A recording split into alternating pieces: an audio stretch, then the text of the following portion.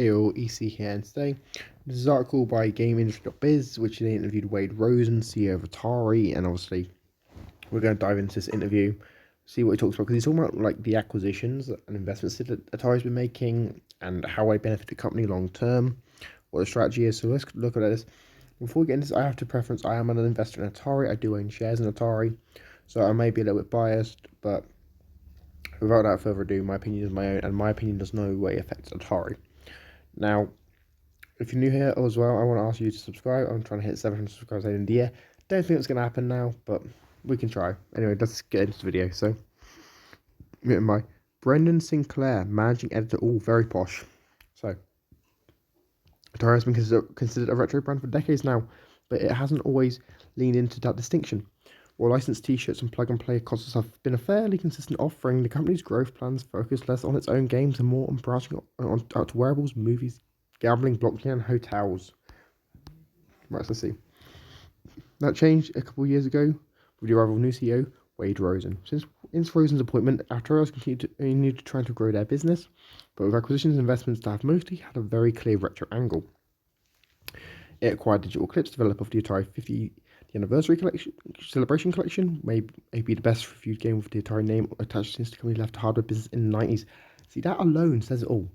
Because Atari had a really weird phase since after they left the console market where they kind of just like didn't really have a hit game, and the games that they were making, besides I think it was like Roller Coaster Tycoon, weren't getting that good reviews, and even Roller Coaster Tycoon started teetering off later on in the series run. So let's continue. Here's our boy Wade, good old Wade.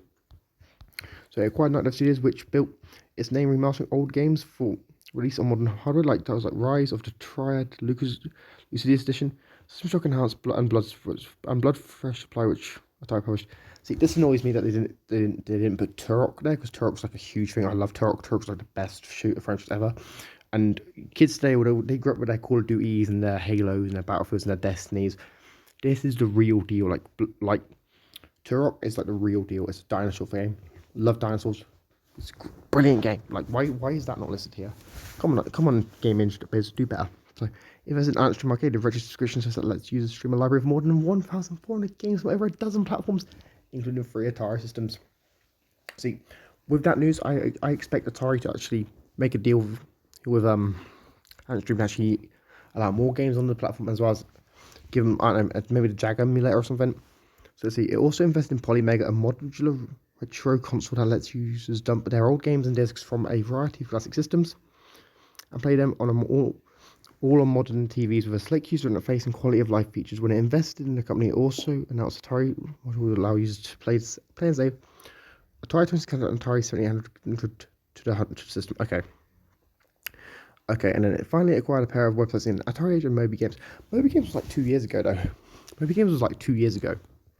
The former is a long-running and well-established community of Atari superfans, with the latter its games industry equivalent of IMDb, compiling developer credits for a huge swath of games. Okay. So speaking with GameIndustry.biz, Rosen explains the company's emphasis on retro endeavours. So here's what he said. I love retro, so it's easy to be passionate about it. He says, just into a CRTV in the background with an Atari 7800 hooked to it. For me, it's been a passion of mine. So whenever a company can bring passion to something in addition to trying to execute on a high level, I think it's a disproportionate advantage for any company that can bring those together. As an organisation, when I came on board, the question was, what can we really do better than anyone else in the world? And we're not in a state to really compete with Microsoft or Sony or Nintendo, nor do we want to. So when we looked around and what we could do better than anyone, retro was the thing that jumped out to us, at least at this stage in our history. So we decided to be great as we could at a very specific thing, and that's what we've been focused on. See, there's a saying, because obviously with gaming, obviously, and especially with entertainment in general, there's a saying of jack of all trades, master of none.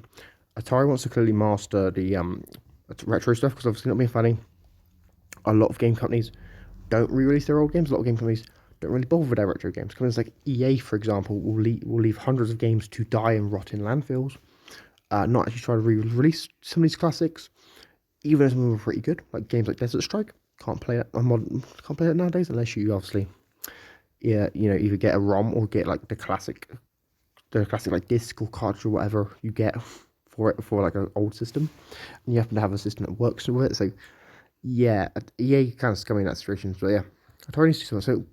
Beyond the company's acquisitions, it's also pushed the retro angle with its internal projects like the just launched Atari 2600 Plus, an emulation-based system that plays original 2600 and 7800 cartridges. The company has also released new Atari 2600 games, and Rosen says it will be making some new 7800 games as well. Brilliant. Which, when we've gone outside of our retro projects, we haven't been as successful, Rosen says. So we just keep testing the fringes to see what we can do and be successful at. But every time we stick to that and stick to what we're good at, it works. Atari 50 is another really good example of that. As for the endeavours beyond retro, Rosen notes that they have largely been limited to licensed efforts that don't demand as much of internal resources. Internal gambling operations were shut down years ago. Totality was always a license, though Rosen insists Atari has a great license for the project, and he still hopes the projects come together. And the company has backed away from blockchain projects somewhat. Yeah. The biggest issue I see with Web3 is there's just not a lot of clarity around it, and I think by now everyone thought there would be more clarity around how it could be used and there'd be more of industry adoption and things like that.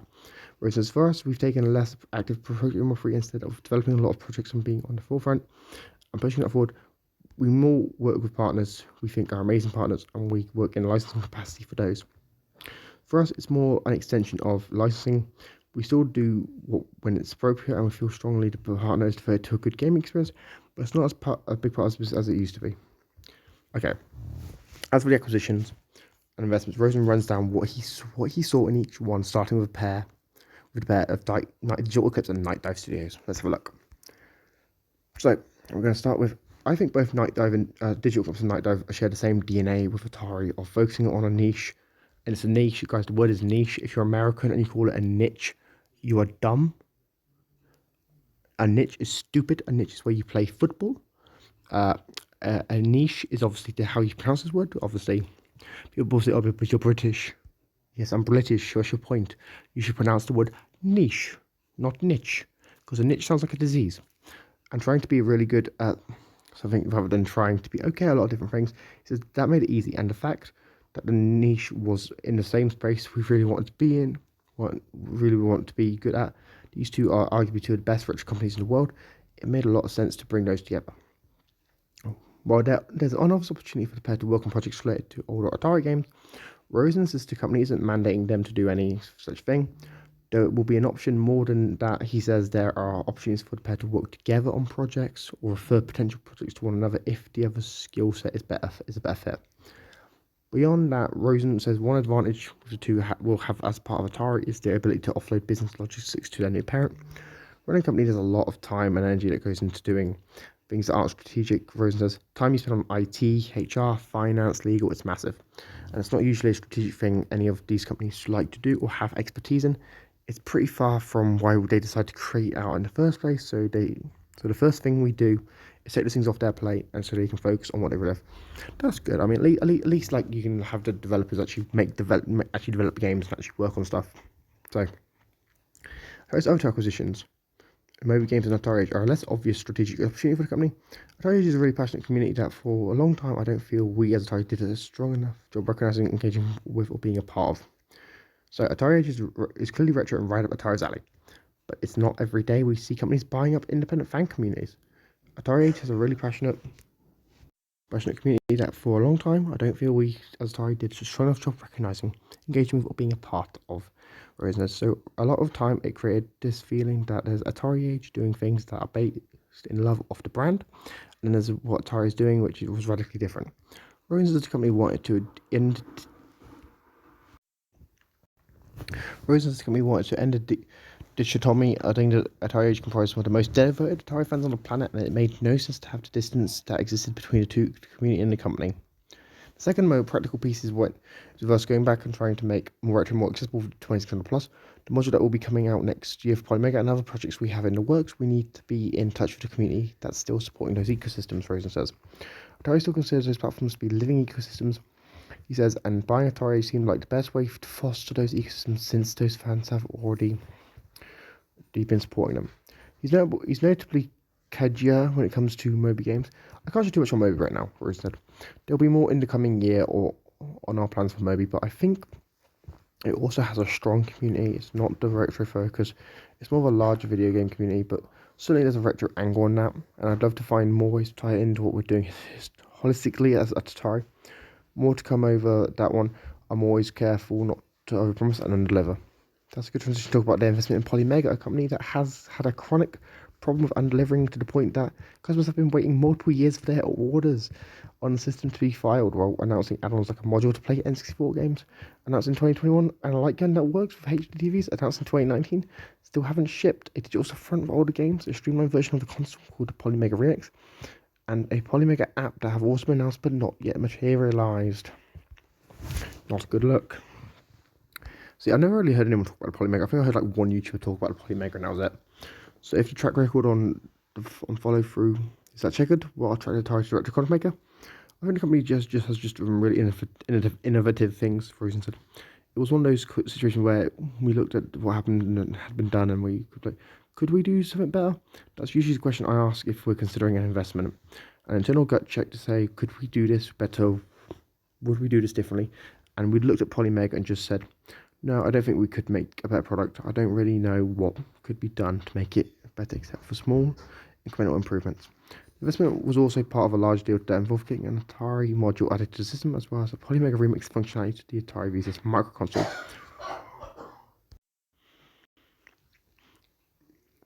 An unspecified other ways of bringing Atari content to the platform. So let's see.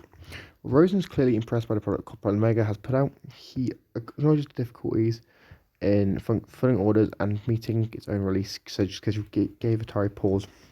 That was a really big hurdle to overcome, as the old adage that hardware is hard is very true.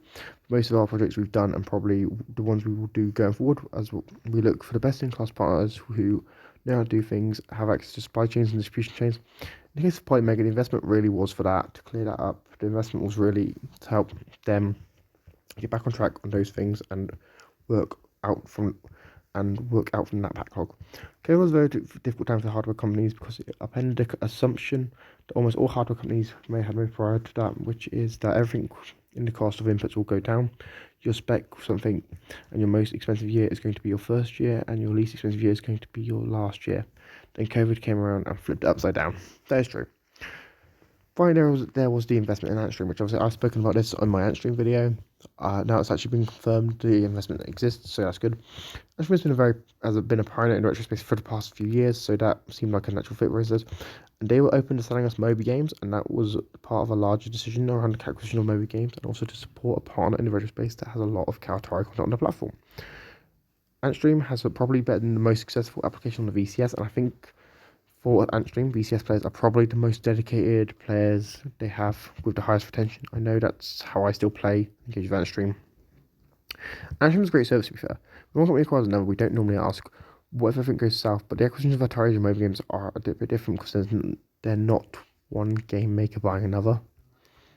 In one case, Atari bought a long-standing community that for years proved better stood for Atari's legacy than Atari itself. In others, it bought a widely used reference document in a significant cross-section of gaming history. Having just watched another publisher follow up its public embrace of gaming history by closing historically significant developers like Volition and Free Radical after buying them in a spat of acquisitions, we asked Rosen about whether he recognised the responsibility people would expect of him to safeguard these institutions' future, even if Atari's future doesn't go as planned. Do I recognise the responsibility? Absolutely, Rosen says. Do we try when we make an acquisition to think about worst case scenarios if there were issues? We do, and we try to work through all those. Same time when you mentioned Embracer, there's a part of me that empathise with Embracer. They're coming under a lot of fire right now for having to shut down those studios, and Embracer really lean into it a little bit more than most companies. But most game companies accelerated heavily during COVID. The acceleration in investment was just massive, and that was a decision a lot of teams made. That is true. The difference is most companies now, some are shut down studios, but a lot of times they're laying off people internally, and that's painful, but it doesn't get as many headlines as a shutdown. I'm sure if you ask them at the time, they probably run a worst case scenario, and the state they're looking right now probably wasn't on there. Rosen believes the company has plans for and to taking care of mobile games and Atari Age if the company's projected worst case scenario comes to pass, but acknowledges that there are problems that won't be anticipated even by those scenarios. Regardless of what happens to Atari, I would love to see something like mobile games continue to survive. He says, I think Atari mobile games is something that is massive for the industry and it needs to stand on its own. I can see Atari surviving. It's a little bit more complicated with that because it really is direct line to Atari. I hope there isn't those don't separate going forward. But in the same way, Atari won't die. I have a hard time seeing Atari die. For a while, it almost became a joke and infuriated of how many iterations it had gone through. But it's also a testament to the staying power as a company and a brand. And as long as Atari exists, I have a hard time imagining Atari won't exist as mobile games goes. As long as the video game industry exists, it would be hard for me to see a place where Moby doesn't exist. Rosen's been at the helm of Atari for coming up 3 years now, and he says jokes about the company and negative perceptions around it still coming up, but not as often. And the only way he can think of it, of to make it go away entirely, is by the company doing what it says it will do. What I would ask is for people to judge us based on whether we're doing what we say we're doing, going to do, and hold us to those actions. For instance, and I think it's totally responsible for people to have a healthy level of skepticism, whether we're different or not. But I ask on the other side of that for them to be open to seeing a different Atari and recognizing it. Yeah, that's a nice little overview. So yeah, I am actually happy about this because obviously as an investor in Atari, I like understanding why they're actually investing in stuff and why they're acquiring stuff. That's good news for all of us, you know. Yeah, so let me go to your thoughts in the comments down below. The article will be linked in the description. Make sure you subscribe, like, share, comment, turn notifications. I've been EC and I'm signing out. Peace.